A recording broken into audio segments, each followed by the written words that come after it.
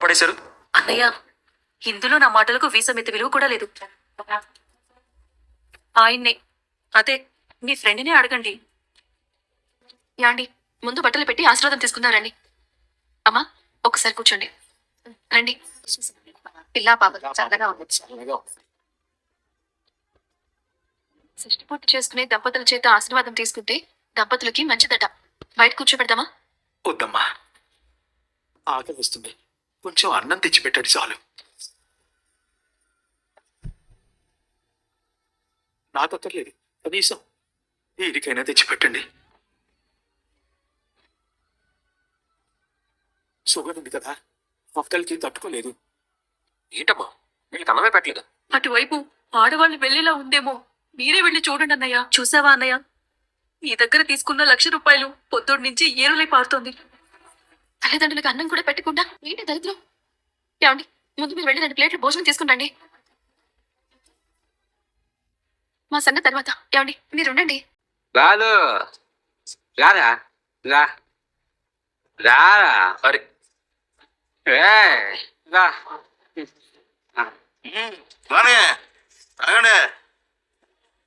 Right, ఏంట్రా ఇదంతా? తాగు.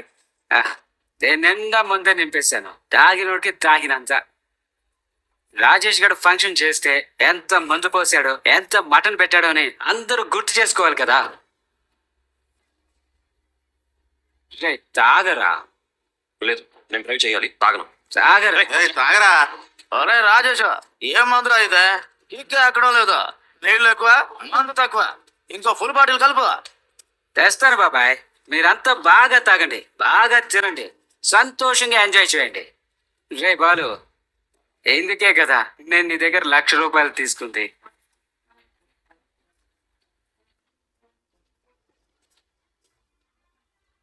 ఇదిగోరా, ఇదే నా పలకం.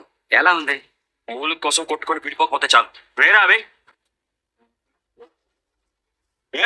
ఏంట్రా ఇది? అడుక్కునేమనుకున్నావా? గట్లకి వచ్చానుకున్నావా? రాజేష్, మీ బామర్తి గాడు మటన్ ముక్కలన్నీ వాళ్ళకే వేసేస్తున్నారా? మళ్ళీ ముక్కలన్నీ వాళ్ళకే వేసేస్తున్నాడు. నాకేం వాల్యూ లేదా? రే వేణు, ఏంటి బావా? అందరినీ సమానంగా చూసుకోవాలి కదరా. ఎక్కడ బావా? మా వాళ్ళు నేను పిసినారాళ్ళు అనొద్దని కావాల్సినంత పెడుతున్నాను. కావాలంటే మీ వాళ్ళకి దగ్గర చూసుకో. మా వాళ్ళు మీ వాళ్ళు ఇంటి వేడు, అందరూ మీ చెల్లెలింటికి వచ్చిన బంధువులమే. అందరూ సమానమే. దగ్గరుండి అందరినీ చూసుకో. వీళ్ళంతా దున్నపోతుల్లో పడి తింటున్నారని నాకు తెలియదు. ఎవరు రాను అంటుంది? ఎవరు రాను అంటుంది?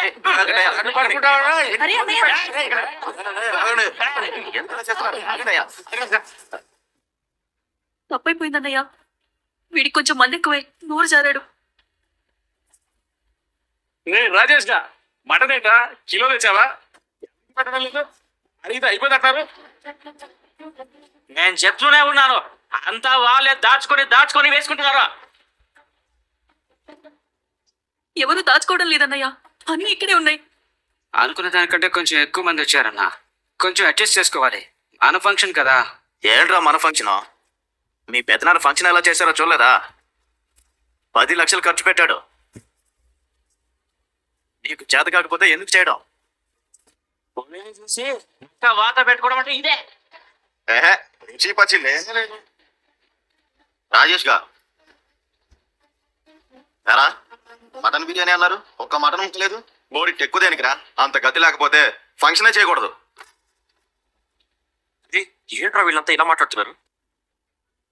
మటన్ అంటే చికెన్ పెడతారేంటా? కాసేపు ఆగితే కోడి గుడ్లు పెడతారేమో.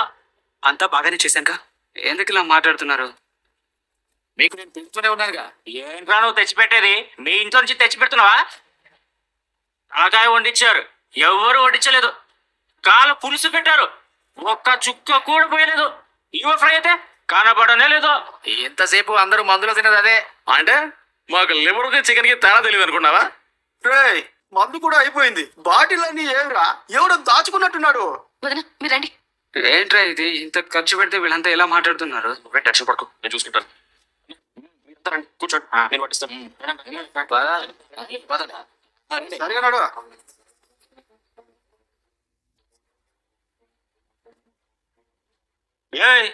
మూలిగైతే అన్ని బొక్కలేనా? అంతా పులిసేసావేంటి? వెయ్యి ఇంకా నీ బాబు గడి సొమ్ము మీద పెడుతున్నట్టు వడ్డిస్తావేంటి? మర్యాదగా మాట్లాడన్నా. ఏంట్రా మర్యాద? పిలిచి అవమానిస్తావా? రే లేవనరా. మేమేం గతిలోకి వచ్చామనుకుంటున్నావా? చేయడం చేత కాకపోతే తప్పుకో. రాజేష్ గా వద్దన్నా. నువ్వెవరు? మీరిచ్చిన ₹1,00,000 ఎంత గొప్పగా ఉపయోగపడ్డాయో చూసారా? దక్కిందా? తల్లిదండ్రులను కొమ్మూలను పడేసి ఏ ఫంక్షన్ అండి ఇది? పాప ఫీజు కట్టమంటే పెళ్లి చేసుకుని వెళ్ళిపోయేదానికి చదువెందుకన్నాడు అన్నయ్య.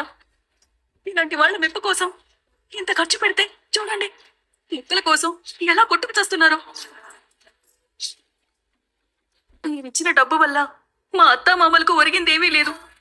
ఇతన్ని నమ్మి ₹1,00,000 ఎలా ఇచ్చారన్నయ్య? మీ డబ్బుకి న్యాయం జరగలేదు.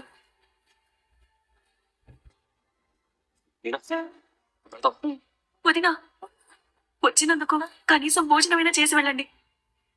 పర్లేదమ్మా.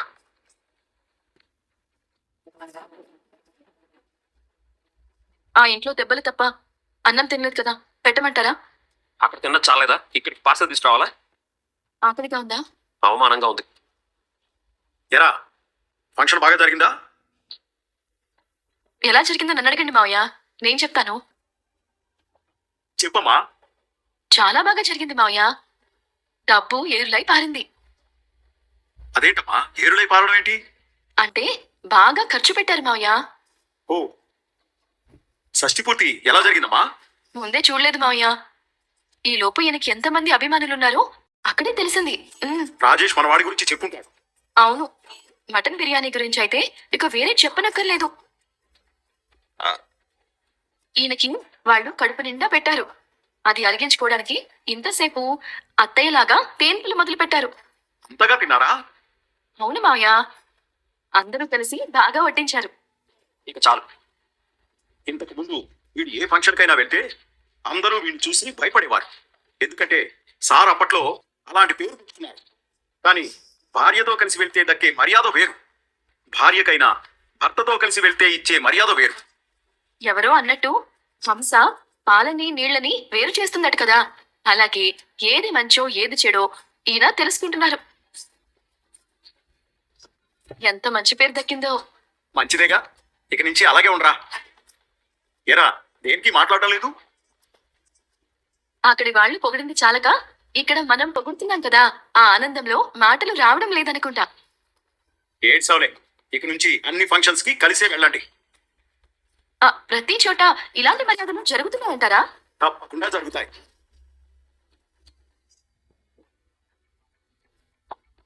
చాలా ఆనందం దొరికింది అనుకుంటాను. ఎక్కడా సగం ఆనందమే దొరికింది. అక్కడ జరిగింది పూర్తిగా చెప్పుంటే ఇంకా ఆనందం దొరికేది. నీ కడుపులో ఎంత ఉందా? ఎంతుందో మీకేం తెలుసు? మీకు అక్కడ జరిగిన మర్యాద చూసి నా కడుపు నిండిపోయింది. అది బయటికి చెప్తే మీ మర్యాద పోతుంది. మీ మర్యాద పోయినా నా మర్యాద పోయినట్టే. చెప్తే వినాలి, పెళ్ళాన్ని చెప్తే వినాలి, తప్పు లేదు. అపాత్ర దానం చేయకూడదు. ఆ పాత్రల నిండా మందు తప్ప మర్యాద ఎక్కడేర్చింది? మీరు సాయం చేసింది రాజేష్ అనే వాళ్ళ తల్లిదండ్రుల షష్ఠి పూర్తి ఫంక్షన్ కోసం కాదు. ముగ్గురు తాగుబోతులు తాగి తందనాలు ఆడడానికి. ఉన్నావన్న ఒకే ఒక కారణం వల్ల ఆగాను. లేదంటే నా మీద చెయ్యేసినోడి చెయ్యి వెతుక్కోవడానికి కూడా పోడ పట్టేది. ఇప్పుడు కూడా మీరు ఇలాగే ఆలోచిస్తున్నారేంటండి? వాళ్ళతో గొడవ పడడం వల్ల ఫలితమేం లేదు. మరేం చేయమంటావు? మనం ఎవరికైనా డబ్బులు ఇచ్చేటప్పుడు దేనికో ఎందుకో తెలుసుకొని ఇవ్వాలి. అక్కడ చూశారు కదా, మందులో ఈత కొట్టడం ఒక్కటే తక్కువ.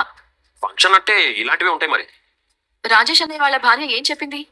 పిల్లలకి ఫీజు కట్టడానికి డబ్బులు లేవు, కానీ ఊరందరికీ మందు పోయడానికి మాత్రం డబ్బు కావాల్సి వచ్చింది అంది. అది కూడా అప్పు చేయాల్సి వచ్చింది అని. ఇంకొకరి ముందు గొప్ప చూయించుకోవాలి అనే ఆలోచన మానుకోవాలి. అదేదో రాజేష్ అనే పిల్లల స్కూల్ ఫీజు డబ్బులు ఇస్తే పుణ్యమైనా దక్కేది. ఇప్పుడు అవమానం దక్కింది. భార్య సలహాలు తీసుకోవడం నామోషి కాదు, అవసరం. సర్లే, ఇవన్నీ మీకు తెలియవని కాదు, చెప్పాల్సిన బాధ్యత నాకుంది కాబట్టి చెప్తున్నాను. సూపర్ గా పెట్టావురా. చాలా బాగా ఆడుతున్నావు. నీ పేరేంటి? చింటూ. ఓ నైస్. నువ్వు ఫ్యూచర్ లో చాలా పెద్ద క్రికెటర్ అవుతావు తెలుసా?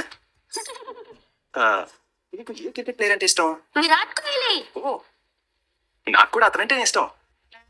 చింటూ, నేను నీతో ఒక సెల్ఫీ తీసుకోవచ్చా? సెల్ఫీనా? ఎందుకు? రేపు నువ్వు పెద్ద క్రికెటర్ అయిన తర్వాత నువ్వు నాకు తెలుసని అందరికీ చెప్పుకోవచ్చు కదా. అలాగే అంకుల్, తీసుకోండి. ఓకే. అవును, చాలా పెద్ద లిస్ట్ ఇచ్చాడు. ఇందాకే ఎగ్స్ ఆర్డర్ చేశాను, వచ్చాయి, మిగులుతున్నాడు. చికెన్, ఫిష్, మటన్ కూడా వస్తున్నాయి. వాటిని కూడా ఊసేలా ఉన్నాడు. ఏంటో ఇంత ఖర్చు పెట్టి నేను కూడా ఎప్పుడు తినలేదు. నాకు అదే అర్థం కావడం లేదు. ఒక్క గుడ్డు 7 రూపాయలు, రోజుకి 20 గుడ్లు, నెలకి 600 గుడ్లు. వీడిని మెయింటైన్ చేయాలంటే మనం ఇంకొక షోరూమ్ పెట్టాలేమో రోహిణి. అవును, మరి వాడు చెప్పిన కండిషన్స్ ఒప్పుకునే కదా మనం వాడిని పనిలో పెట్టుకున్నాం. ఇప్పుడు ఇలా ఆలోచించి ఏం లాభం? నాకు వచ్చే సమస్య నుంచి నన్ను కాపాడతాడని వాడిని పెట్టుకుంటే వాడే నాకు పెద్ద సమస్య ఎలా ఉన్నాడు. అవును, ఒకవేళ నేను కూడా వీళ్ళ తింటే నాకు కూడా అలాంటి బాడీ వస్తుందంటావా? ఏంటి, నువ్వు కూడా బాడీ గార్డ్ లో వెళ్తావే ఏంటి? నోరు మూసుకొని వెళ్ళి పంచుడు. ఉమ్. వీళ్ళిద్దరు ఫోటో దిగారేంటి? హలో కళ్యాణి, నువ్వు ఫోటో చూడగానే ఒక్క క్షణం కూడా ఆగకుండా నాకు కాల్ చేస్తావని నాకు తెలుసు. How are you? Where are you? Selfie చూస్తే అర్థం కాలేదా? నీ కొడుకు దగ్గర ఉన్నాను. తను కూడా సేమ్ నీలానే ఉన్నాడు కళ్యాణి. తనని పట్టుకుంటే నిన్ను పట్టుకున్నట్టే ఉంది. ఒళ్ళి దగ్గర పెట్టుకొని మాట్లాడు. అవును, నా దగ్గర కాక ఇంకెక్కడ ఉంటుంది? అన్నట్టు నీకు గుడ్ న్యూస్ చెప్పాలి. నీ కొడుకు క్రికెట్ చాలా బాగా ఆడుతున్నాడు. చూడు, నా కొడుకుని ఏం చెయ్యొద్దు. నువ్వు వెంటనే అక్కడి నుంచి వెళ్ళిపో. నేను జైల్లో ఉన్న రోజులు నువ్వు చాలా సంతోషంగా ఉన్నావు కదా. బయటకు వచ్చాను. నీ భర్తకు 2 లెటర్లు పంపింది నేనే. చూడు, నువ్వు చాలా ఎక్కువ చేస్తున్నావు. ఇప్పుడు నువ్వు నా కొడుకుని అక్కడ ఏమైనా చేసావంటే మాత్రం. హలో హలో, ఇప్పుడు నేను తనని ఏమీ చేయను. కానీ నువ్వు నేను చెప్పిన మాట వినాలి. లేకపోతే నీ కొడుకుని ఇక్కడి నుంచి తీసుకుని వెళ్ళిపోతాను. పాపం మీ అమ్మ కూడా ఆరోగ్యం బాలేదండి కదా. అసలు ఏంటి దినేష్ నీ ప్రాబ్లం? నీకేం కావాలి? ఎందుకు ఇలా నన్ను టార్చర్ చేస్తున్నావు? ఎప్పుడు అడిగే ప్రశ్న అయినా కరెక్ట్ ప్రశ్న అడిగావు. దానికి నీకు సమాధానం కావాలనుకుంటే నీకు లొకేషన్ పంపిస్తాను, నువ్వు అక్కడికి వచ్చాయి. కూల్గా మాట్లాడుకుందాం. నీకు సిగ్గు సరం ఏం లేవరా? దయ్యానివా? నువ్వేమన్నా చచ్చావేంట్రా నేను దయ్యంగా రావడానికి? నేను నీ లోపలే ఉంటాను. రెడ్గా పద్మనంటే అడ్రస్. నేను నీ అంతరాత్మని. అంతరాత్మకి అంతర్వాలా? రే, నువ్వు చేసే పనులు అట్లా ఉన్నాయిరా పద్మాష్గా. నేనేం చేశాను? ఏం చేసావా? నీకే దిక్కు లేదు, నీకే రూమ్ కట్టడానికి రూపాయి లేదు. నువ్వు 1,00,000 రూపాయలు అప్పు తెచ్చి ఆ రాజేష్ గారికి ఇవ్వాలా? నిన్ను అహింస అహింస అహింస నీ బొంద మీద నీకోసం ఆలోచించి అంటే ఏగేసుకుంటూ వెళ్ళి 1,00,000 ఇచ్చావు. ఏమైంది? ఇంతా కలిసి ఫుల్గా తాగి ఎగిరికి తన్నారు. 1,00,000 అప్పించి మందు మాత్రం ఇంటికి వచ్చి తాగుతున్నావు. మరేం చేయమంటావు? ఇంకా దాన్ని అప్పించాను. వాళ్ళు తాగుతారని, తాగి వాగుతారని, మధ్యలో నన్ను బాదుతారని కలగనానా? అవమానం జరిగింది. పోలకంప ముందు నా పరువు పోయింది. అందుకే నా మనసు బాగోలేక మందు కొట్టాలనుకున్నాను. తప్ప తప్ప తప్పు ముప్పావా? నీకెందుకు రా అంత ఈగో? ఏగో ఈగో నీలాంటి వాడికి ఉండే బలుపు. భార్య చెప్తే వెంటే ఏం పోతుందిరా? 1,00,000 పోయింది. గొప్పగా చూపించుకోవాలని అప్పు చేసుకుని నా తిండి తిని నా ముందు తాగి చివరికి నన్నే అనేసిపోయారు. చెల్లెమ్మ ముందే చెప్పింది అనవసరమైన ఆర్భాటాలకు పోయి అప్పుల పాలు కావద్దు అని.